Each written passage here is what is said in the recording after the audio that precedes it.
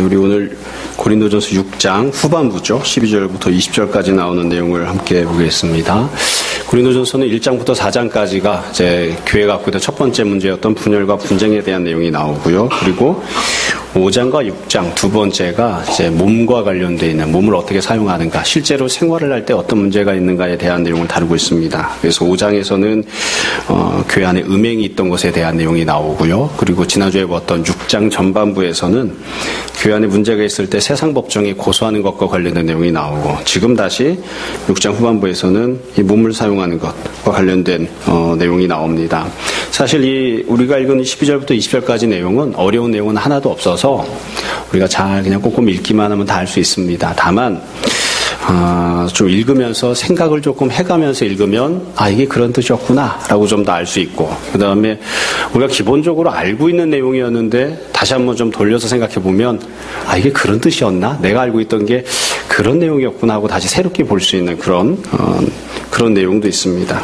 본문 내용을 조금씩 설명하고 이렇게 짚어가면서 보려고 합니다. 이 본문 안에서 제가 오늘 크게 세 가지를 이야기를 하려고 하는데, 본문을 보시면 12절부터 14절까지가 하나, 그 다음에 15절에서 18절이 두 번째, 그때 19절, 20절이 세 번째 내용입니다. 이 각각 세 번에 걸친 소단락 안에는 하나님께서 우리를 변화시켜 주신 내용과, 그리고 그 변화에 합당하게 살아가라고 하는 명령과 그 명령에 대한 이유가 이 안에 들어 있습니다. 이제 조금씩 이제 본문을 볼게요. 12절부터 먼저 14절입니다. 먼저 12절을 보세요.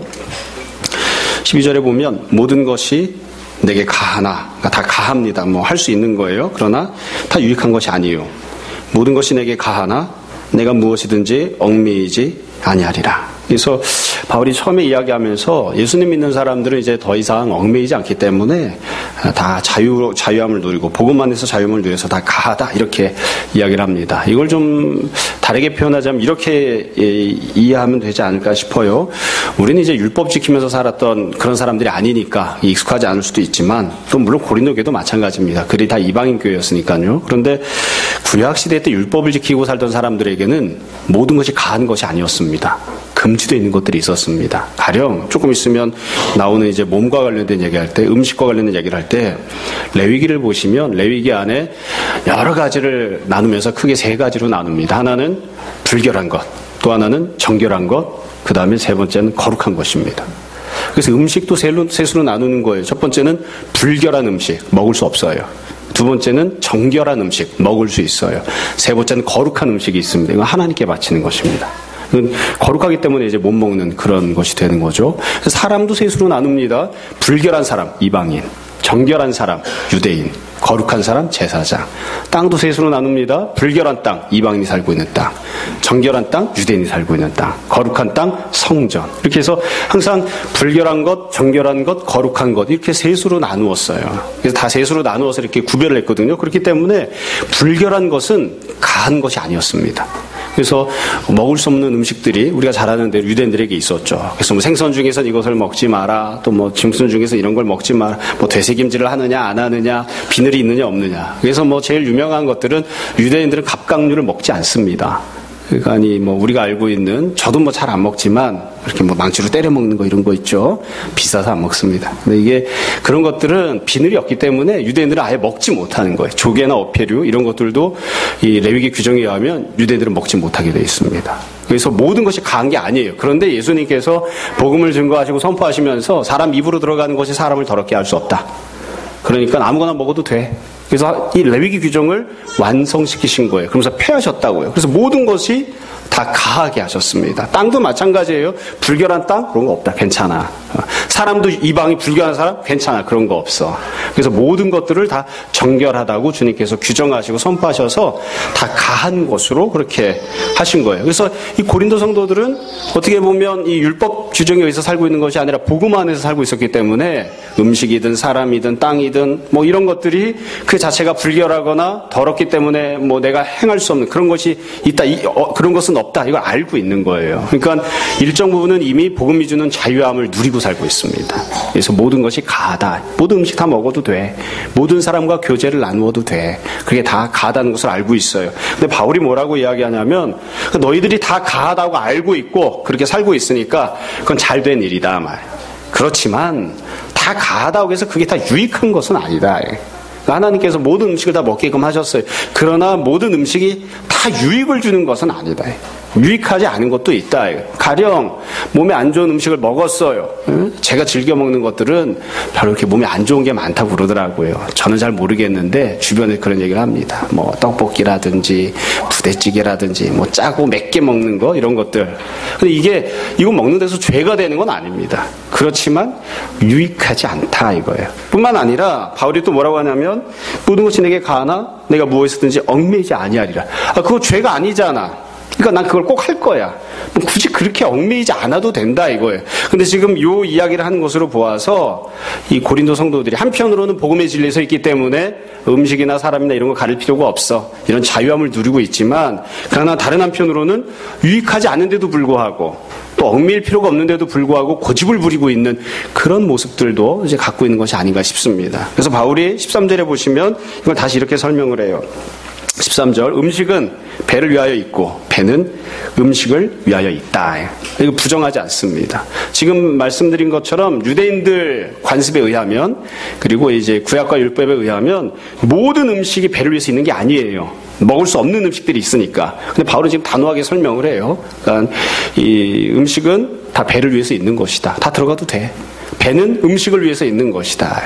배가 크면 많은 음식을, 배가 작으면 적은 음식을. 하여튼 이게 배와 음식이 서로 이제 상관관계가 있다. 이거는 뭐 하나님 만드신 창조 질서이니까 이건 뭐 어긋나는 문제가 아니다. 지금 그렇게 설명을 이제 하고 있습니다. 예, 이렇게 해서 설명을 했어요. 그래서 이게 어떻게 보면 고린도 교회의 현재 상황과 관련된 그런 이야기를 하고 있어요. 이게 적절하고 올바른 관계라는 거예요. 음식과 배는. 이건 다른 것도 마찬가지입니다. 눈은 보라고 주어진 거죠.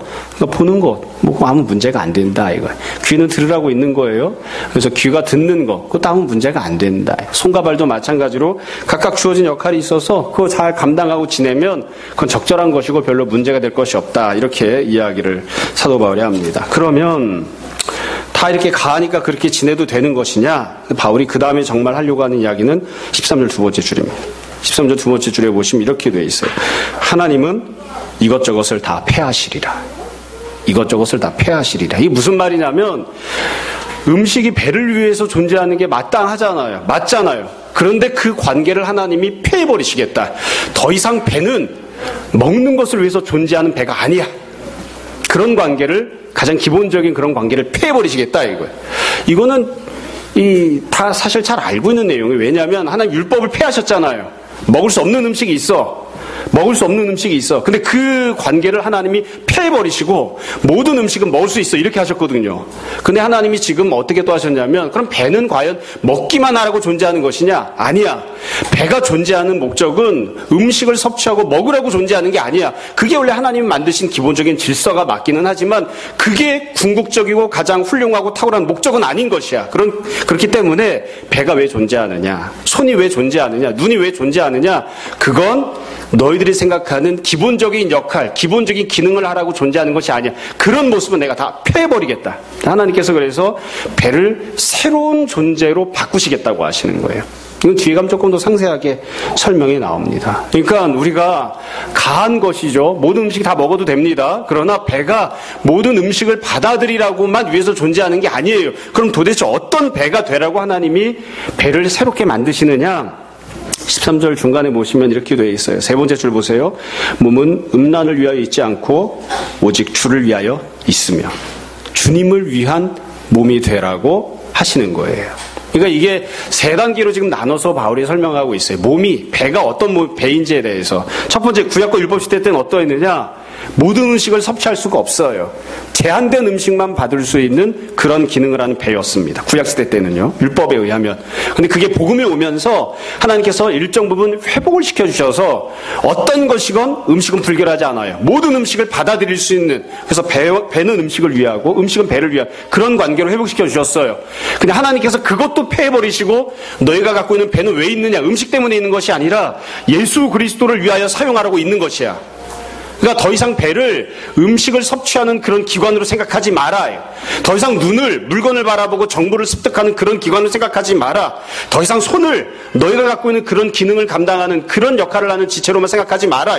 하나님께서 그와 같은 존재 목적은 패해버리시고 네가 갖고 있는 배도, 네가 갖고 있는 눈도, 네가 갖고 있는 손도 다 그리스도를 위한 몸이 되게끔, 그리스도를 위한 몸, 그리스도를 위한 배, 그리스도를 위한 손과 눈이 되게끔 하셨다. 이게 지금 사도 바울이 선포하고 있는 그런 내용이에요. 그러니까 이미 배가 모든 음식을 섭취하고 있다는 건 계속 말씀드리는 것처럼 상당 부분 이미 자유를 누리고 있는 겁니다. 구약보다는 자유를 누리고 있어요. 구약보다는 회복을 누리고 있어요. 그러나 그게 완전한 모습이 아니다. 그게 온전하고 궁극적인 모습이 아니라 하나님이 원하시는 건 네 배가, 네 눈이, 네 손과 발이 주님을 위해 쓰임받는, 주님을 위한 그런 몸이 되는 것. 그게 바로 하나님이 원하시는 거야. 이것 이외에 다른 모든 기능들, 모든 직분들은 하나님께서 폐하신다고 지금 그렇게 말씀하시는 거죠. 어려운 내용이 아니죠. 예. 아마 여러분들 유치부 때, 이 유치원 다닐 때, 아니면 또 유초등부 때 교회에서 열심히 신앙생활 하신 분들은 아주 유명한 찬송이 있습니다.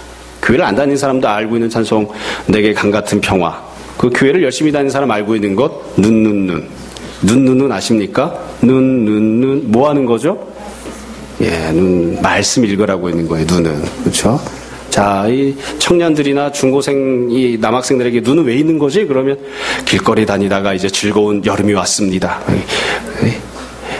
길거리 가고 있는 아가씨들 종아리를 쳐다보라고 있습니다. 이렇게 생각하는 사람도 있어요. 그건 저급한 거.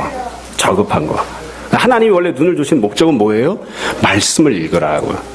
근데 원래 처음에 하나님이 이 눈을 주셨을 때에 아주 부정적으로 이야기를 하면 길거리 가는 여자를 보고 음행하는 마음을 품지 마라. 그건 죄 짓는 거야. 그건 율법적인 거예요. 구약적인 거. 죄 짓지 마라, 눈으로. 근데 거기서 복음의 자유함을 누려요. 그러면 다 봐도 돼. 괜찮아. 하나님이 주신 온 천지 만물을 봐라. 근데 정말로 하나님께서 원하시는 건 천지 만물을 보는 눈, 그 눈을 폐해버리시고 하나님 말씀을 보고 예수 그리스도를 주목해서 집중하는 눈이 되기를 원하시는 거예요. 다 이해가 되시죠? 입술도 마찬가지예요. 입술로 죄 짓지 마라. 입술로 할 수 있는 죄가 뭐가 있을까요? 입만 열면 막 숫자가 나와요. 18 막 이러고선 숫자가 나오거나 욕을 하거나 이런 거, 저주하거나 이런 거, 그건 죄 짓는 거예요. 그거 하지 말아요. 그래서 여기서 조금 회복된 건 뭐냐면 입으로 어떤 사람은 어떻게 하느냐, 욕하거나 저주하는 것이 아니라, 불평을 토로하는 것이 아니라 입으로 음식을 먹어요. 모든 음식을. 그건 하나님이 원래 맞으신 대로 회복한 거죠. 그런데 하나님이 정말 원하시는 건 뭐냐면 입은 뭐 하는 거예요? 주님을 찬양하고 다른 성도들을 축복하고 말씀을 증거하고. 그래서 똑같은 입이지만 세 종류의 입이 있는 거예요. 첫 번째는 죄 짓는 입, 두 번째는 밥을 먹는 입, 세 번째는 하나님이 원하시는 대로 예수 그리스도를 위한 입이 있어요. 그러니까 지금 바울이 선포하는 것은 구약대로 율법대로 죄 짓는 입술 되는 거 하나님이 폐하시고 네가 음식을 먹는 입이 되게 하셨다. 근데 그것도 지금 하나님이 폐하시고 네 입술은 오직 주님만을 위한 입술이 되게끔 그렇게 지금 만들어졌다고 그렇게 사도 바울이 선포를 하고 있는 것이죠. 그리고 나서는 이와 같이 오직 주님을 위한 몸이 되게 된 이유에 대해서 14절에 보면 설명을 합니다. 14절. 하나님이 주를 다시 살리셨고 또한 그의 권능으로 우리를 다시 살리시리라. 지금 우리가 육체를 갖고 살아가지만 예수님께서 십자가에 달려서 육신이 죽으신 다음에 다시 부활하신 것처럼 우리 육신도 부활할 것이다. 그러니까 너희가 부활을 앞으로 목전에 두고 있는, 부활을 믿음 가운데 약속으로 받고 있는 사람들이니까 부활할 몸을 기준으로 생활해라. 지금 그렇게 이야기를 하는 거예요. 불행한 일은 사실 13절 중간에 있습니다. 13절 세 번째 줄에 보시면 이렇게 되어 있어요. 몸은 음란을 위하여 있지 않다. 이게 무슨 말이냐면 원래 이 몸을 주님께서 하나님께서 우리에게 주셨을 때에는 이 몸을 가지고 오직 주님만을 위해서 사용하라고 만들어 주셨는데 고린도 성도들이 현실 속에서는 어떻게 살고 있었느냐면 음란을 위해서 몸을 사용하고 있었다. 음란을 위해서. 원래 이 그리스도를 위해서, 주님을 위해서 사용되어 마땅한데 그건 아무것도 하지 않고 그냥 뭔가를 먹고 마시고 그 정도도 아니고 구약과 율법에서도 금지하고 있는, 죄를 짓지 말라고 했던 그 죄를 짓는데 몸을 사용하고 있다. 이게 고린도 교회에 가고 있던 현실이었습니다. 그러니까 참 불행한 그런 모습인 거죠. 그렇죠? 여러분 정리하자면 이렇습니다. 하나님께서 우리에게 몸을 주셨는데 몸은 세 가지 차원이 있는 겁니다. 하나는 구약적인 차원, 또 하나는 정상적인 차원, 밥 먹는 것, 그리고 또 하나는 주님이 정말로 원하시는 것, 주님을 위해서만 사용하는 몸이 되는 것. 이 세 가지 차원이 있습니다. 그래서 구약적인 차원의 몸을 사용하는 것을 하나님이 폐하셨고, 그리고 지금 음식을 섭취하는 기능으로 사용하고 있는 것도 하나님이 폐하시고, 그리고 오직 한 가지, 그리스도를 위하여서만, 주님을 위하여서만 몸을 사용하는 것만 남겨두신 거예요. 그렇게 살아라. 이제 그렇게 말씀하십니다. 자, 두 번째로 15절부터 18절까지입니다. 지금 나왔던 내용이 15절에 18절에 보시면 조금 더 상세하게 설명이 나옵니다. 똑같은 내용이 반복되는 것입니다. 우리가 잘 알고 있는 내용이에요. 15절 보세요. 아주 중요한 표현이 제일 처음에 나옵니다. 자, 15절. 너희 몸이 무엇이요? 너희 몸이 무엇이 된 줄 알지 못하느냐? 그리스도의 지체인 줄을 알지 못하느냐?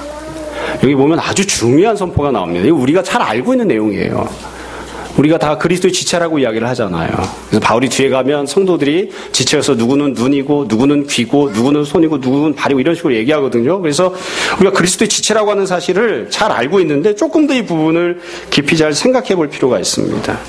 여러분 여기에서 보면 그리스도의 지체 일부분이라고 했는데 사실 예수님께서는 몸이 한 종류가 아니고 여러 종류의 몸을 갖고 계셨습니다. 예수님께서 이 땅에 처음 성육신 하셔서 오셨을 때 공생의 사역을 하실 때는 우리와 똑같은 몸이었죠. 그래서 예수님 때리면 아픕니다.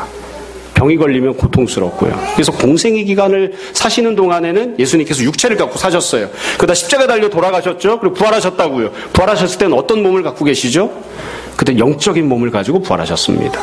그리고 그 영적인 몸을 갖고 계신 예수님께서 승천하셔서 지금 현재는 어디 계시죠?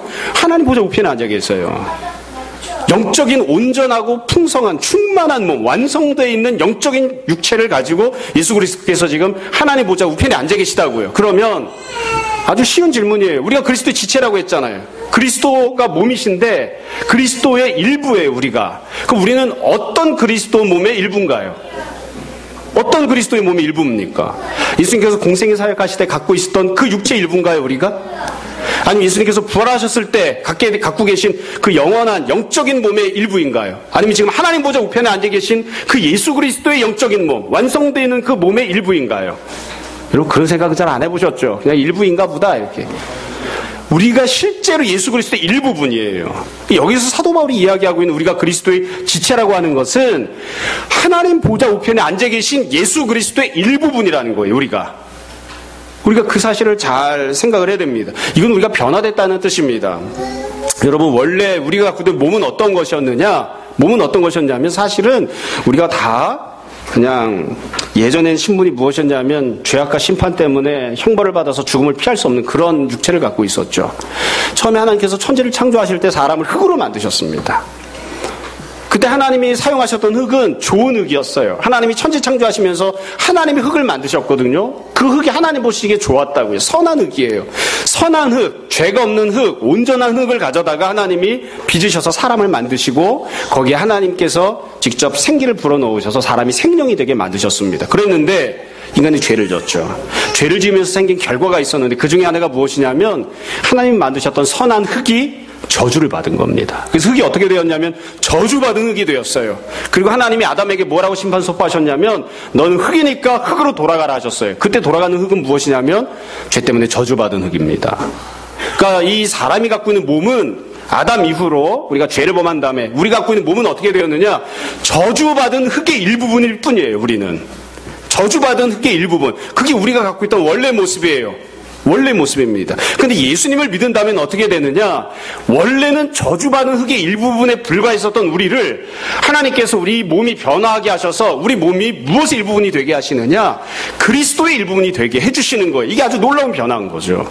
이게 매우 중요합니다. 우리는 종종 건너뛰거나 쉽게 생각하거나 하지만 이거보다 더 어마어마한 진리도 없어요. 여러분 아마 저랑 성경 공부를 하시거나 신앙생활을 하거나 설교 오래 들으셨으면 그런 얘기 많이 들으셨을 거예요. 사람이 예수님을 믿으면 성령으로 거듭납니다. 성령이 무엇을 태어나게 하시죠? 우리 영혼을 태어나게 하십니다. 우리 육체를 다시 태어나게 하시는 게 아니에요. 성령께서 우리 영혼이 다시 태어나게 하셔서 성령님께서 하나님께서 우리를 낳아주시고 하나님께서 우리의 아버지가 되어주셔서 우리가 하나님의 자녀가 됩니다. 물과 성령으로 다시 태어나야 되는 거예요. 이 육체를 가지고 엄마 뱃속에 들어갔다 다시 나오면 유대인이었던 사람은 그냥 기껏해야 유대인이 불과해요. 그러나 성령님께서 우리를 다시 낳아주시면, 다시 말하면 성령님이 우리 어머니가 되어주시면 우리 영혼이 새로 태어나는 새로운 영혼이 된다고요. 그럼 예수님 믿으면 육체가 변하나요? 육체 안 변해요. 예수님 믿었다고 해서 갖고 있던 주름이 펴지거나 예수님 믿었다고 해서 아팠던 질병이 그 즉시 고쳐지거나 안 그렇죠. 육체는 아무 변화가 없어요. 그래서 실제로 우리가 예수님을 믿고 변화받게 되는, 새로운 생명을 얻게 되는 건 영혼입니다. 영혼이 본질이에요. 영혼이 새로운 영혼이 되는 것이. 근데 지금 사도 바울은 다르게 설명을 해요. 다른 측면에 대해서. 그러면 영혼만 변화하느냐? 아니야. 네 육체도 변화한다. 육체가 어떻게 변화하느냐? 예전에는 저주받은 흙의 일부분에 불과했었는데 그게 네 육체였는데, 그렇기 때문에 예수님 믿은 다음에도 우리가 다 심판받아 죽게 되잖아요. 안 죽는 사람 없잖아요. 그런데 하나님께서 네 육체도 변화하게 하셔서 네 육체가, 네 몸이 그리스도의 일부분이 되게끔 하신다. 그러니까 예수님 믿는 사람은 몸도 변화합니다. 다시 말씀드립니다. 이게 하나님 베푸신 은혜예요. 우리가 그리스도의 지체가 된다고 하는 것은, 우리 그리스도의 지체라고 하는 것은 무엇이냐면, 원래 내 몸은 썩어질 흙의 일부분에 불과했는데 하나님께서 그렇게 썩어질 흙의 일부분이 아니라 이제는 영원의 영생을 누리고 계신 예수 그리스도의 일부분이 되게끔 우리 몸을 바꿔주시는 거예요. 예수 그리스도의 일부분이 돼도 주름이 생깁니다.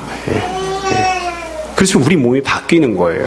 그러니까 너는 더 이상, 네 몸은 우리가 구원받았지만 어쩔 수 없이 이 세상 가운데서 괴로운 가운데 살다가 죽기만 바라봐야 되는 그런 몸이 아니라 너는 그리스도의 지체야. 영혼이 하나님의 자녀가 되었을 뿐만 아니라 네 몸도 그리스도의 일부분으로 변화한 것이야. 지금 사도 바울이 그렇게 설명을 해요. 안 어렵죠? 그렇기 때문에 바울이 그 다음에 하는 명령이 그거예요. 여러분, 이 17절, 18절 보세요. 음행을 피하라. 우리가 그리스도의 지체가 되었잖아요. 그리스도의 일부가 되었잖아요. 그러니까 너희가 음행을 더 이상 저지르는 그런 사람이 되지 마라. 왜 음행을 저지르면 안 되느냐? 18절 두 번째 줄에 보시면, 사람이 범하는 죄마다 몸 밖에 있지만 음행하는 자는 자기 몸의 죄를 범하느니라. 그러니까 내 몸은 무엇이냐면 그리스도의 몸이에요. 그리스도의 일부분이에요. 내 몸 자체가. 그러니까 내 몸 자체가 그리스도의 일부분인데 이것을 가지고 음행을 저지르면 그리스도의 일부분인 지체가 음행을 저지르는 그런 결과를 낳는다. 그러니까 몸을 가지고 죄 짓지 마라. 몸을 가지고 죄 짓지 마라. 몸은 어차피 썩을 것인데요. 몸은 어차피 흙으로 돌아갈 것인데요. 천만에. 몸이 흙으로 돌아가고 결국 심판받아서 썩게 되겠지만 네 몸은 다른 몸과 달라.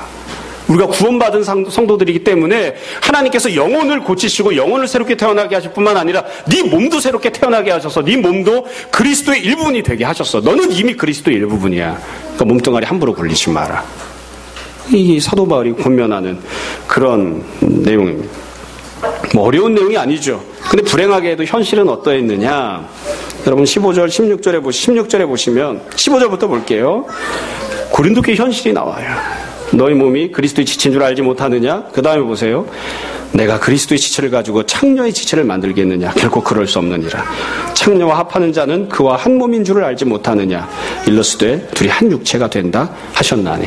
그러니까 합친다, 이건 성관계를 갖는다는 거죠. 하나님께서 천지를 창조하시면서 남편과 아내를 만드셨습니다. 그리고 그 둘이 합하여 한 몸이 되라고 하셨거든요. 그러니까 부부관계를 갖는 것이 한 몸이 되는 거예요. 성관계를 갖는 것이. 아무 여자랑 아무 배우자가 아닌 다른 이성이랑 그렇게 성관계를 갖거나 그렇게 하지 마라. 지금 그렇게 이야기를 하고 있는 거죠. 당시 고린도 교회가 이렇게 지냈던 거예요. 고린도는 항구 도시였기 때문에 음행이 아주 편만한, 아주 횡행한 그런 곳이었습니다. 한편 이렇게 생각해 보면 우리나라만큼 음행이 많을까? 우리나라처럼 우상 숭배를 많이 할까? 근데 아마 못지 않았던 것 같아요. 참 이 사람은 어쩔 수가 없는 것이 흔하게 범하는 죄들이 있잖아요. 그 사회가 빈번하게 범하는 죄들이 있어서 너도 나도 다 죄를 범하니까 그게 죄가 아닌 것으로 여기고자 하는 마음들이 있어요. 그렇죠? 제가 어떤 특정한 정치적인 견해를 갖고 그러는 게 아니라 너나 할 것이 위장 전입을 했기 때문에 그냥 그거는 죄가 아닌 것으로 치자. 이렇게. 너도 하고 나도 했잖아. 이렇게. 저는 알고 있는 친구들이 대체로 이제 목사님들밖에 없어요. 세상 친구를 만나본 지 너무 오래돼서 제가 생각해보니까 고등학교 동창들, 대학 동창은 만나본 적이 없고요. 고등학교 동창들 만난 게 언젠가요? 그러니까 10몇 년 전이에요. 10몇 년 전. 자, 이게 부끄러운 얘기예요. 고등학교 동창들 모였을 때 물어봤어요. 이렇게 배우자와 관련해서, 결혼과 관련해서. 제가 물어본 사람들은 다 배우자 이외의 성관계를 갖고 있는 사람들이 있었어요. 불행한 일이에요. 흔히 그렇게 이야기를 하잖아요. 대한민국 남자의 200%가 바람을 핀대요. 그러니까 그건 죄가 아니라고 이야기하고 싶은 거예요. 그건 죄가 아니라고 얘기하고 싶은 거예요. 고린도 교회가 지금 성도들임에도 불구하고 음행을 저지르고 있고 간음을 행하고 있는 것이죠. 우리 교회가 99년도에 세워졌는데요. 참 실명을 이야기해서 좀 미안하기는 하지만 아마 여기 모르시는 분이 대부분일 테니까 또 이 설교를 듣지 않을 거예요. 이 가봉에서 온 카사씨라고 있었습니다. 가봉에서 공부를 하러 여기로 왔어요. 국가에서 지원을 해줘서. 그래가지고 우리가 99년도, 2000년도에 같이 성도들이랑 MT를 강화도로 갔는데 아주 이런저런 얘기를 하다가 그 가봉에서 온 카사씨가 참 기억나는 게 냄새가 많이 난다는 거랑 한국말을 잘하신다는 거랑 이름이 요한이에요. 요한. 교회를 열심히 다니고 해서 가봉에서 그래서 목사님이 너는 요한처럼 해라. 그래서 요한이라고 이름을 바꿔주셔서 요한이라고 하는 이름, 세례 요한이라고 하는 이름을 갖고 있었고 그래서 우리가 참 신앙생활도 잘하고 참 감사하다 그랬는데 무슨 이야기를 하다가 그 애가 하나 있었거든요. 그 카사씨 애가 있어서 이렇게 잘 지내고 했는데 뭐 이렇게 뽀글뽀글 해가지고 무슨 얘기하다 보니까 자기 부인이 가봉으로 돌아가는 걸 싫어한다는 거예요. 아니 모국인데 자기 조국에서 공부하라고 보냈으면서 공부 마치고 가면 거기서 교수를 하든 뭐든 높은 지위에 올라갈 텐데 왜 부인이 싫어하느냐 그랬더니 거기 가면 애가 하나 있다는 거예요. 그래서 무슨 애가 있느냐? 저는 그건 전혀 생각도 못했어요. 그랬더니 자기네 나라는 어지간하면 연애하면 일단 잠부터 자고 애부터 낳는데요. 그래서 자기도 애가 하나 있대요. 가봉에. 그 애는 어떻게 되냐 했더니 할머니가 키우고 있대요. 그게 관습이라는 거예요. 그렇게 신앙생활을 열심히 하는데 아무나 그냥 결혼한 관계도 아닌데 성관계를 가지고 애를 낳아요 그냥. 그래 애를 낳아서 그 애를 할머니한테 맡겨놨다가 자기가 정식으로 결혼하면 자기 부인이 가서 그 애를 데리고 와서 키워야 된대요. 그러니까 자기 부인이 가봉에 안 가고 싶어 한다는 거예요. 가면 자기 애 말고 다른 애도 키워야 되거든. 근데 가봉 여자들은 그거를 당연하게 생각하고 있대요. 그 가봉에 있는 교회도 목사님들이 애들이 있대요. 자기 부인 이외에 다른 애들이. 우리가 그 얘기를 들으면서 이게 지금 무슨 얘기인가 도대체. 이름은 세례 요한이고 신앙생활 열심히 하고 하는데 가면 부인 이외에 그럼 그 애기 낳은 여자는 어떻게 되느냐 그랬더니 그 여자는 어디 가서 뭐 하는지 모르는데 그건 관심이 없어요. 너무 다른 거예요. 너무. 그래서 그러면 그렇게 자유분방한 연애를 하냐 했더니 자기도 한국에 와서 한국 여자 며칠 만났다. 그래서 그러면 한국 여자 며칠 만나면 그때 다 잠자리를 했다 이러더라. 이름은 세례 요한인데. 그러니까 횡행한 거예요. 횡행한 거예요. 그게 죄라는 생각을 하지 않는 거예요. 인식 자체가 없어요. 당시 초대교회에 고린도 교회에 이 이야기가 왜 있느냐? 신앙생활을 열심히 하고 예수님을 믿고 그럼에도 불구하고 이따위로 살고 있는 거예요. 아무 생각 없이 세상과 똑같이. 그러니까 불행한 거죠. 그러니까 사도 바울이 이야기를 한다고요. 어찌 보면 참 불행한 이야기입니다. 예수님 믿고 예수님께서 네 몸도 바꿔주셨어. 네 몸은 예전의 몸이 아니야. 네가 보면 똑같은 예전의 몸뚱아리 똑같은 것처럼 보이지만 썩어진 고기처럼 그렇게 보이지만 네 몸은 똑같은 몸이 아니야. 이미 너는 변화받은 몸을 갖고 있다. 네 몸은 그리스도의 지체야. 네 몸은 그리스도의 일부분이다. 지금도 살아서 하나님 보좌 우편에 앉아 계시는 영적이고 완전한 몸을 갖고 계신 바로 그 그리스도의 일부분이 바로 네 몸이야. 근데 현실은 네가 근데 세상적으로 간음하고 음행을 저지르면서 살고 있다. 그따위로 살지 마라. 그렇게 권면하고 있는 거죠. 세 번째로 똑같은 내용입니다. 맨 마지막 19절 20절입니다. 19절을 보시면 이렇게 나와요. 너희 몸은 너희가 하나님께로부터 받은 바 너희 가운데 계신 무엇이라고요? 성령의 전인 줄을 알지 못하니. 우리가 이건 맨날 하는 얘기죠. 우리 몸이 성령의 전이다. 저는 어렸을 때 맨날 이 본문 읽고 나서 교회에서 맨날 뭐라고 했냐면 성령님이 우리 안에 계시기 때문에 우리가 성전이다. 그러므로 건강을 상하는 것은 성령을 회방하는 것이고 옳지 않다. 그래서 술, 담배를 하면 건강을 상하니까 그건 죄다. 일정 부분 맞는 이야기이기도 해요. 근데 그런 식으로만 따지면 술, 담배랑 과식은 별 차이가 없어요. 몸이 건강을 잃게 하는 것이니까. 어떤 게 더 나쁜 건지 모르겠어요. 여하튼 여기도 보시면 아주 중요한 선포를 시작하죠. 너희 몸은 무엇이라고요? 성령의 전이다. 성령의 전. 그럼 예전에는 어떠했느냐? 여러분 우리가 다 잘 알고 있는 거예요. 우리가 이번 주에도 우리 박찬문 권사님 어머니께서 돌아가셔서 장례를 치렀어요. 사람 다 죽잖아요. 예수님을 아무리 잘 믿어도 죽습니다. 그런데 우리가 예수님 믿기 전에 우리 몸이 어떠했냐면, 우리 몸 안에 무엇이 살고 있었냐면 죄가 살고 있었어요. 죽음이 살고 있었어요. 우리 다 걸어다니는 시체들이에요. 아직 안 죽었을 뿐이지 조금 있으면 죽을 거예요. 그래서 이 세상 위에는 이미 시체로 죽어있는 그런 육체와 아직 죽지 않았지만 죽기를 기다리고 있는 육체가 있어요. 그래서 예수님 믿기 전에 우리 안에 죄가 살고 있고 우리 이 몸 안에 심판이 살고 있고 죽음이 살고 있어서 우리는 죽음의 집이에요. 죽음의 집, 걸어다니는 무덤. 그게 우리 몸이었어요. 근데 예수님 믿고 난 다음에 어떻게 되었느냐? 우리 안에 있는 죽음이, 사망이, 죄가, 사탄의 권세를 주님께서 다 쫓아내시고 우리 안에 성령님이 들어오셔서 예전에는 죽음의 집이었는데, 죄의 집이었는데 우리 몸이 성령의 전이 되게끔 바꿔주신 거예요. 그러니까 이것도 간단해요. 이거 내가 이렇게 노력하거나 결심해서 된 것이 아니라 하나님께서 은혜를 주셔서 너희 몸을 바꿔주신 거예요. 다시 말씀드립니다. 우리 영혼이 성령의 전인 게 아니에요. 우리 영혼 안에 성령님이 거하고 계신 게 아니에요. 우리 몸 안에 성령님이 거하고 계시기 때문에 네 몸은 예수님 믿기 이전과 예수님 믿은 다음이 완전히 달라. 180도 달라. 네가 보기엔 아무 차이가 없는 것처럼 느껴질지 모르지만 네 몸은 완전히 다른 몸이 된 거야. 완전히 다르다. 그래서 우리 몸이 성령님이 거하시는 성령님의 전이다. 그래서 결국 뭐라고 명령합니까? 20절 보세요. 맨 끝에. 그런즉 너희 몸으로 하나님께 영광을 돌리라. 간단해요. 하나님께 영광 돌리는 게 뭘까요? 성전에서 하는 일을 하라. 그게 하나님께 영광 돌리는 거예요. 이것도 우리가 오해하면 안 됩니다. 구약시대 때 성전이 있었죠. 구약시대 성전에서 뭐 했습니까? 제사 드리고 예배 드리고 찬양하고 회개하고 하나님 만나고 하나님 임재하심이 있었죠.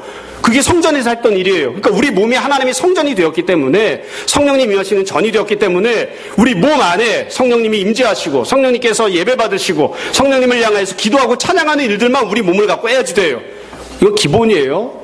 근데 우리가 오해해서는 안 되는 부분이 있습니다. 늘 말씀드리지만 우리가 드린 예배 기준은 구약이 아닙니다.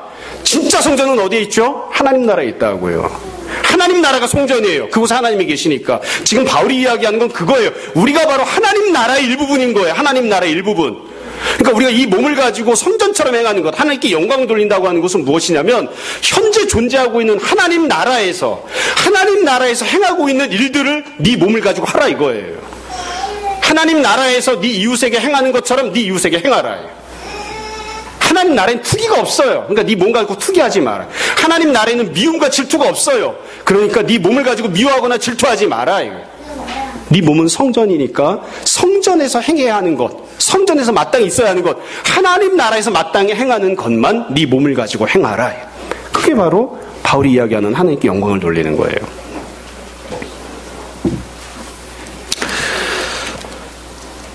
그럼 실제로는 어떻게 살았느냐 잘 모르겠어요. 여기서 보면 고린도 성도들이 이 몸을 가지고 하나님의 성전인데 이 몸을 가지고 뭘 어떻게 하고 살았는지 잘 모르겠어요. 그 19절 20절에는 그 표현은 나오지 않거든요. 참고로 한 가지만 말씀드릴게요. 이런 이야기를 하다 보면 결국 하나님께서 은혜를 베푸셔서 우리 몸이 변화받은 거잖아요. 이전에는 밥만 먹는 배였는데 그게 당연한 거였죠. 그것도 은혜 받은 것입니다. 근데 하나님께서 밥만 먹는 그 배의 모습을 폐해버리시고 오직 예수 그리스도를 위한 배로 바꾸게 하셨어요. 그렇죠? 또 우리가 예전에는 그리스도의 지체가 아니었는데 우리 몸을 하나님께서 은혜를 주셔서 그리스도의 지체로 바꿔주셨어요.